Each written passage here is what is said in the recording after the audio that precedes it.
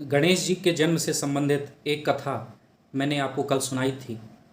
इसके अलावा भी अन्य ढेरों कथाएं हैं। एक और कथा गणेश उपपुराण में वर्णित है, जिसके अनुसार माता पार्वती ने भगवान शिव से एक बार कहा कि मुझे भी पुत्र प्राप्ति की कामना है।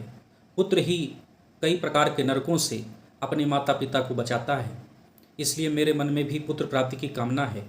तो प्रभु मुझे उपाय बतलाइए। तो भगवान शिव ने एक व्रत का अनुष्ठान बताया और कहा कि इस व्रत को करने से तुम्हें उत्तम एवं श्रेष्ठ पुत्र की प्राप्ति होगी।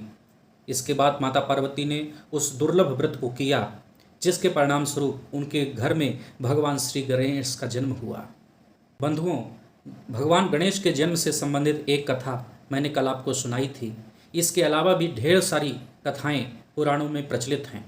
गणेश उपपुराण के अनुसार एक अन्य कथा भी है, जिसमें वर्णन आता है कि माता पार्वती ने एक बार भगवान भोलेनाथ से कहा कि स्वामी, मुझे भी पुत्र प्राप्ति की कामना है, जैसे हर स्त्री को होती है।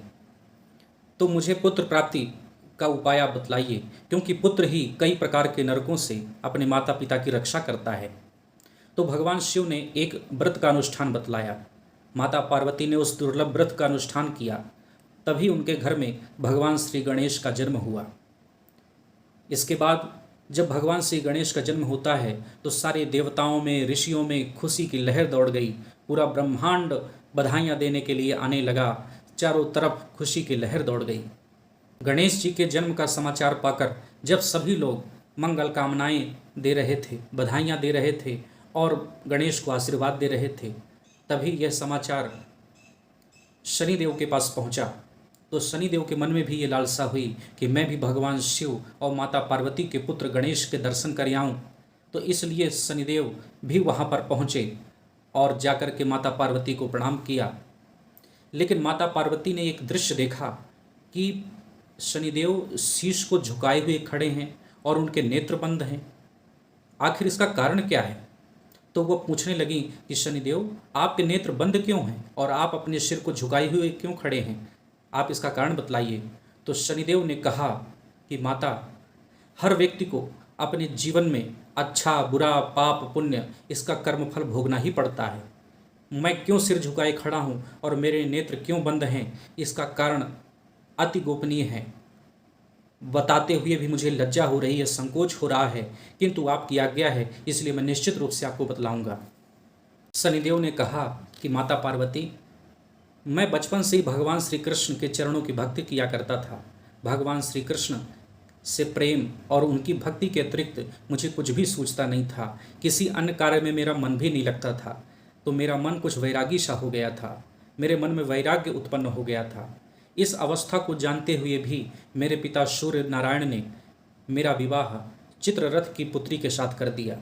लेकिन मेरा मन तो भक्ति में रमता था। मैं गृहस्थ धर्म में प्रवेश करने का इच्छुक नहीं था। मेरी पत्नी बड़ी सती और साध्वी थी। एक बार वह पुत्र प्राप्ति की कामना से मेरे पास आई, लेकिन मैंने उसकी तरफ कुछ भी ध्यान नहीं दिया।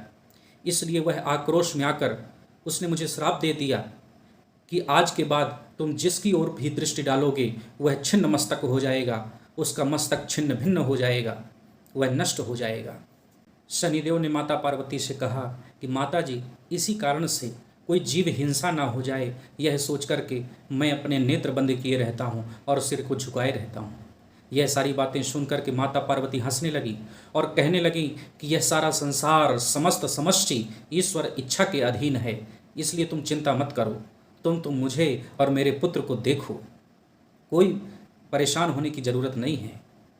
अब शनिदेव पशुपेश में पड़ गए कि माता जी आज्ञा दे रही हैं, लेकिन कहीं इस बालक का कोई अनिष्ट ना हो जाए। लेकिन माता की आज्ञा है, इसलिए शनिदेव ने गणेश को देख लिया, लेकिन माता जी की तरफ नहीं देखा।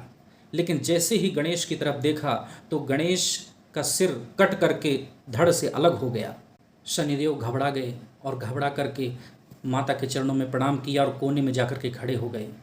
लेकिन माता पार्वती ने जब अपने पुत्र गणेश के सिर को कटा हुआ देखा तो बड़ी दुखी हो गई, चित्कार करने लगी। चारों तरफ हाहाकार मच गया। उसी क्षण कैलाश पर्वत में भगवान विष्णु आ गए और भगवान विष्णु उत्तर दिशा की ओर गए तो पुष्पभद्रा नदी के तट पर उन्होंने हाथी के परिवार को देखा। तो एक हाथी जिसके एक ही दांत था वह उत्तर दिशा की ओर सिर करके सो रहा था। तो भगवान चक्रपाणि ने अपने चक्र से उसका सिर काट करके वह सिर ले आए और उस सिर को ला करके गणेश के धड़ से जोड़ दिया।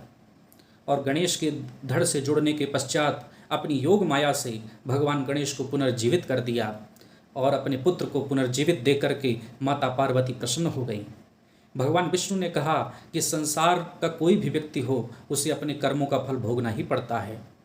इसके बाद माता पार्वती ने और भगवान शिव ने भगवान चक्रपाणि विष्णु को प्रणाम किया और उनकी स्तुति की।